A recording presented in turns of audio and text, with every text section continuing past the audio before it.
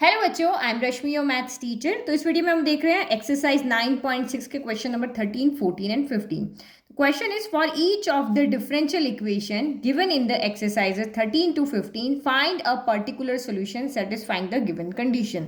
तो अभी जो 1 to लेकर के 12 में हमने किया था, हमने जनरल सॉल्यूशन फाइंड किया था। बट आपको यहाँ पे देखो एक्स एंड वाई की वैल्यू गिवन है, तो हम यहाँ पे उस वैल्यू से क्या निकाल देंगे, पर्टिकुलर सोल्यूशन निकाल देंगे। तो जो 1 to 12 में हमने किया वो तो कर नहीं है, इसके अलावा हमें एक्स वाई की वैल्यू निकाल करके सी की वैल्यू निकाल के इक्वेशन में हमें पुट करनी है और हमारा वो क्या हो जाएगा, पर्टिकुलर सोल्यूशन हो जाएगा।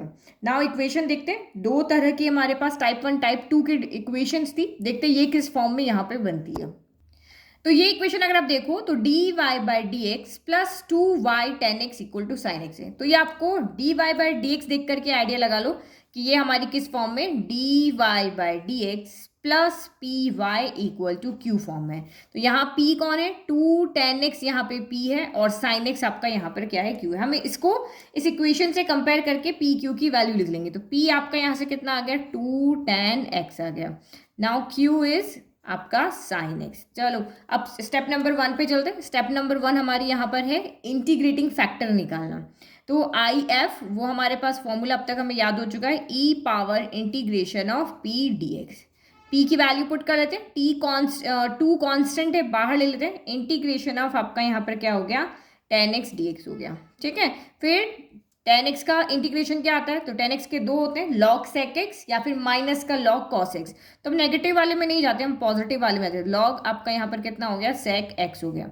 अब आपको पता है कि लॉग से ई क्या होता है, कैंसिल हो जाता है। क्यों, क्योंकि ई लॉग एक्स जो होता है वो एक्स के इक्वल होता है। तो टू यहाँ बीच में आ रहा है, टू को हम यहाँ पे आगे ले लेते हैं। तो ये कितना हो गया, ई लॉग टू इधर आ जाएगा, तो ये कितना हो जाएगा, सेक स्क्वायर एक्स हो जाएगा। ई से लॉग कैंसिल, कितना बच गया, सेक स्क्वायर एक्स बच गया। यानी कि जो हमारा इंटीग्रेटिंग फैक्टर है वो यहाँ पर कितना आ गया है, सेक स्क्वायर एक्स आ गया। नाउ अब हम जनरल सॉल्यूशन निकालने के लिए हमारे फॉर्मूला लिखते हैं।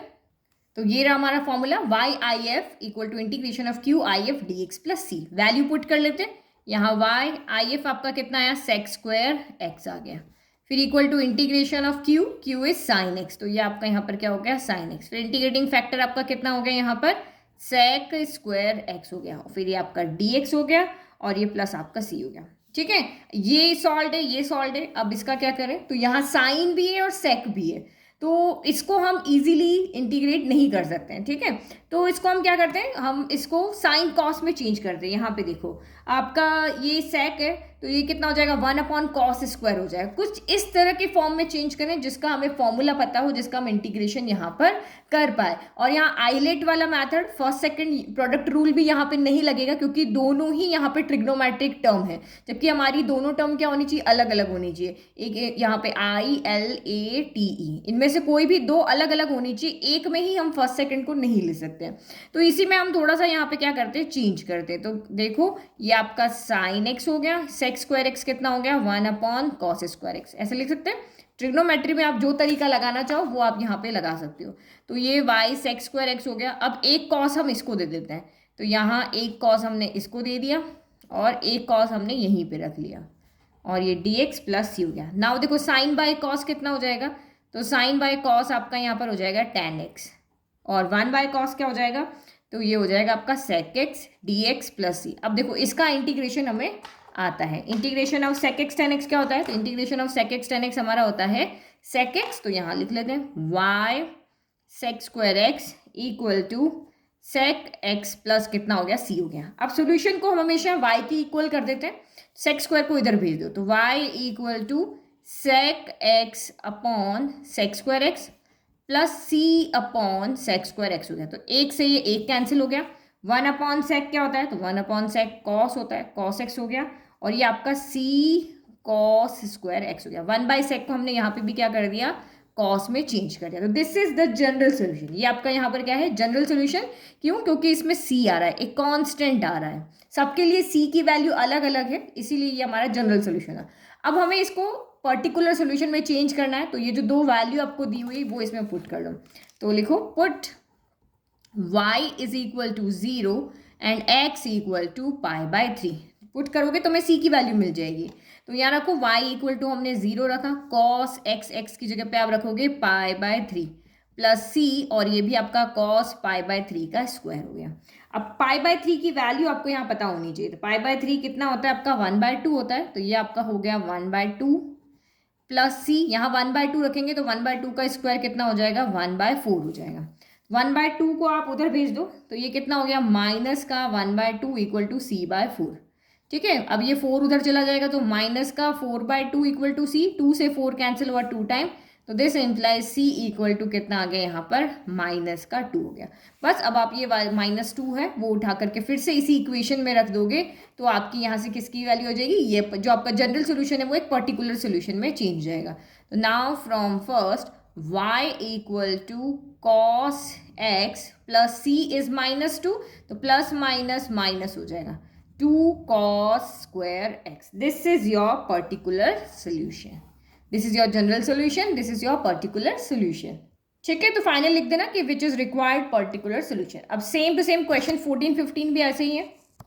तो यहाँ हमारी इक्वेशन क्या है 1 plus x square d y by d x plus 2xy equal to 1/1 plus x square. तो d y by d x यहाँ पे दिख रहा है, दैट मीन्स ये आपकी किस फॉर्म में d y by d x plus P y equal to Q form में।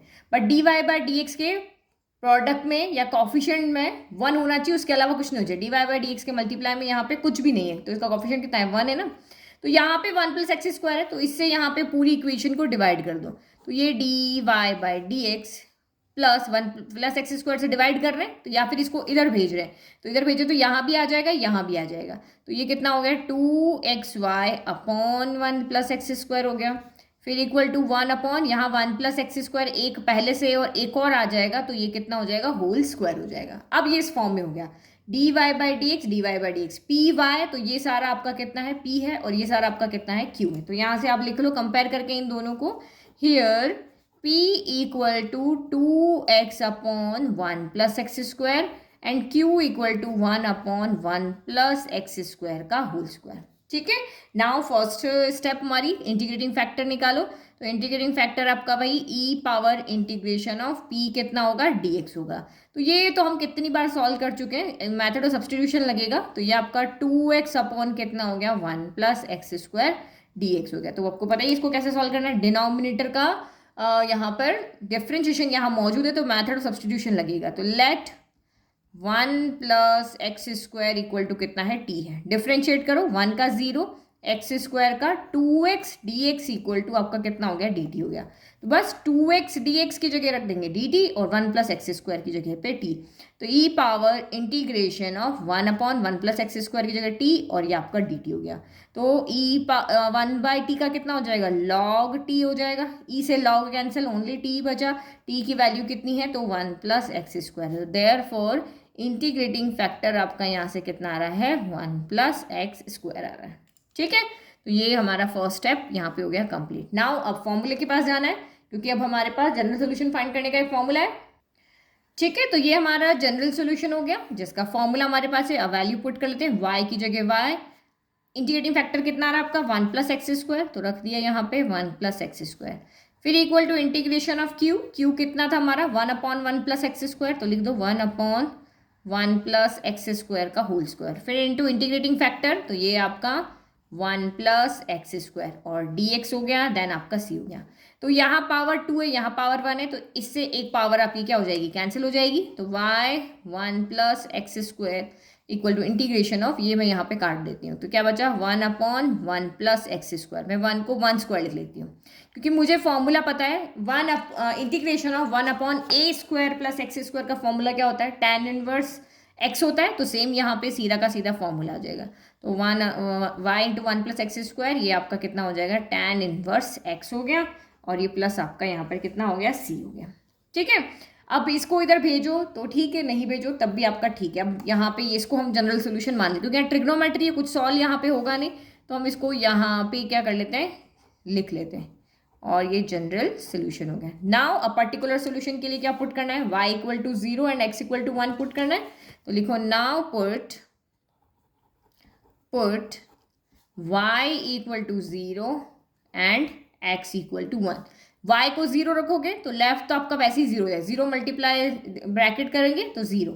अब यहाँ पे क्या हो जाएगा tan इनवर्स 1 प्लस c, तो tan इनवर्स 1 कितना होता है, 10 में 1 की वैल्यू कहाँ आती, π/4 पे, तो 10 π/4 रखोगे, 10 से 10 कैंसिल हो जाएगा, 10 इनवर्स से 10 कैंसिल हो जाएगा, π/4 बच जाएगा, तो π/4 प्लस c, तो ये π/4 इधर जाके क्या हो गया, माइनस का π/4 हो गया, यानी c की वैल्यू कितनी आ रही है आपकी, माइनस का π/4 आ रही है।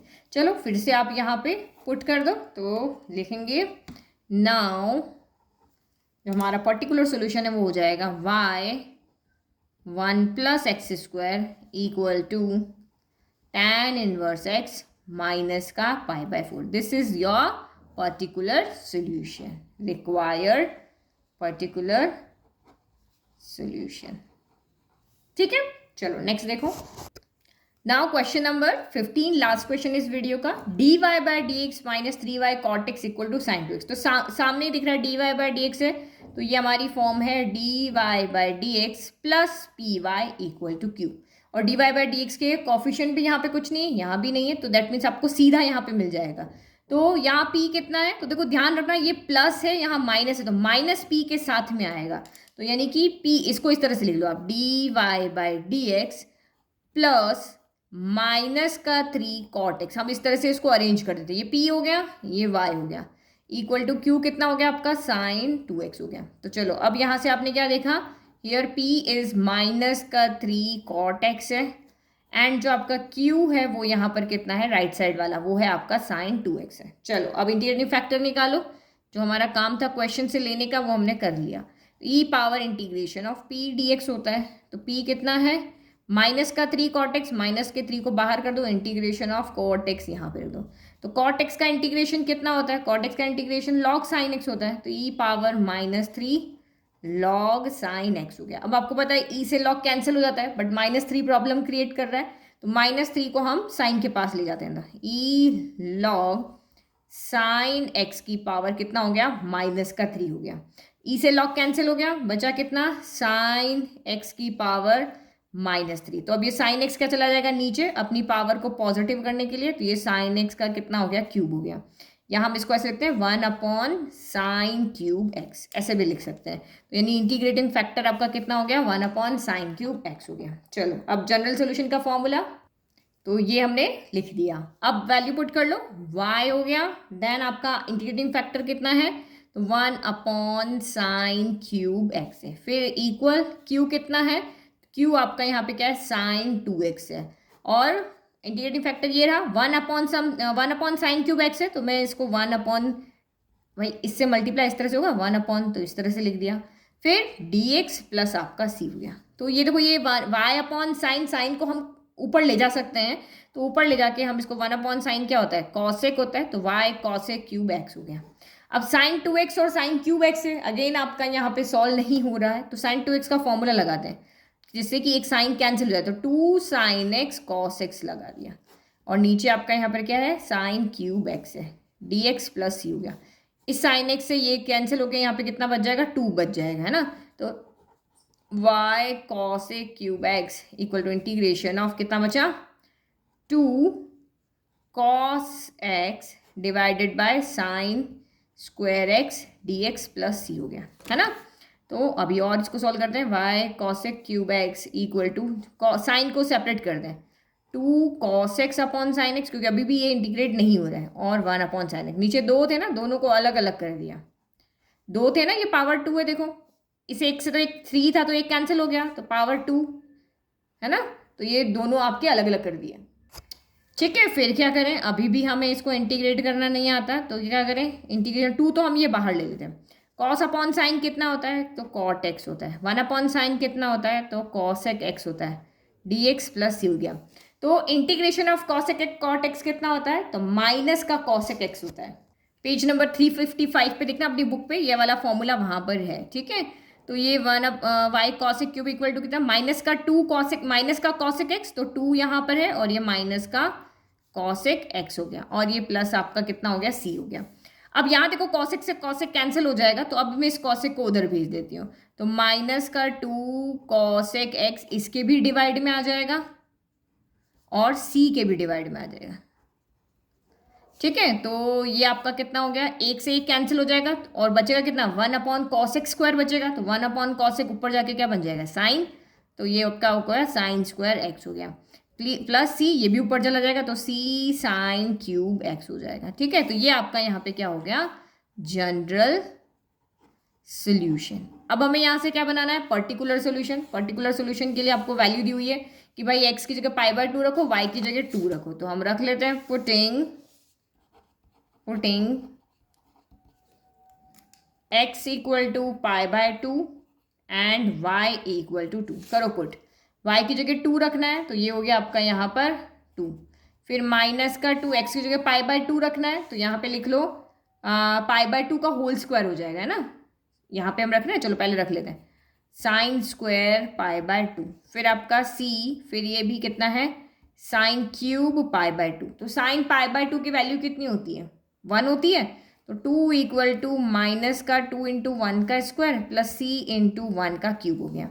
तो 2 इक्वल टू माइनस का 2 प्लस c हो गया, माइनस का 2 उधर जाके क्या हो जाएगा, 2 + 2 4, यानी कि c की वैल्यू कितनी आ रही है यहाँ से आपकी 4। तो आप इसमें पुट कर दो c की वैल्यू और आपका यहाँ पे क्या बन जाएगा, पर्टिकुलर सोल्यूशन। तो नाउ अब आपका y इक्वल टू कितना हो गया, माइनस का 2 sine square x plus c की जगह 4 साइन क्यूब एक्स हो गया। This is your particular solution. तो ये तीनों ही क्वेश्चन बहुत इजी थे, ऐसा कुछ इसमें इंटीग्रेशन भी बहुत इजीली हो रहे थे, तीनों बहुत ही सिंपल क्वेश्चन थे हमारे जो कि पर्टिकुलर सोल्यूशन फाइंड करने के थे। अब अगले 2 क्वेश्चन बचे हैं वो वर्ड प्रॉब्लम है और बाकी के 2 आपके क्या है, ऑब्जेक्टिव है, MCQs हैं, तो वो हम एक ही वीडियो में सॉल्व कर लेते हैं। Thank you.